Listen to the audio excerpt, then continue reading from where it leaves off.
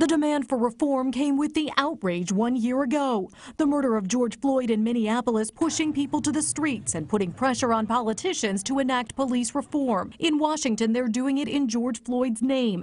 Today, family members meeting with members of Congress. This is the 1 year remembrance of my brother George, and today is the day that he set the world in a rage, and people realize what's going on in America, and we all said enough is enough.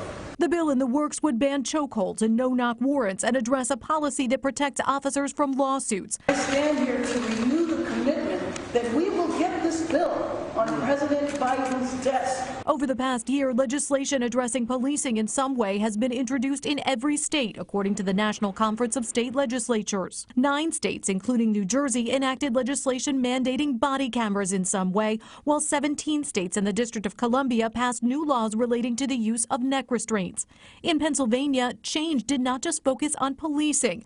Voters this month approved a change to the state constitution prohibiting discrimination based on someone's race or ethnicity. That amendment was introduced 15 days after the murder of George Floyd. I know because I introduced it. I spoke with Pennsylvania State Senator Vincent Hughes about the push for reform. Hopefully, this will lead to systemic changes across the nation in terms of how we deal with policing, how we deal with law enforcement, how we deal with making our communities safer, and this long march towards real justice and fairness.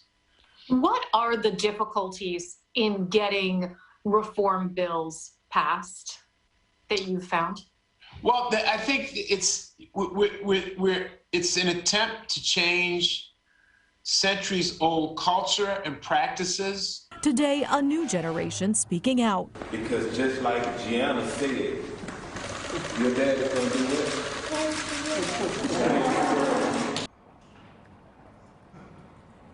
Now, the George Floyd policing bill already passed the House, but it has a tougher time in the Senate. So these negotiations are critical to figuring out exactly what can pass.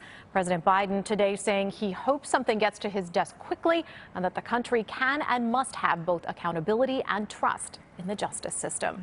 Live in the newsroom, I'm Lauren Mayk, NBC 10 News.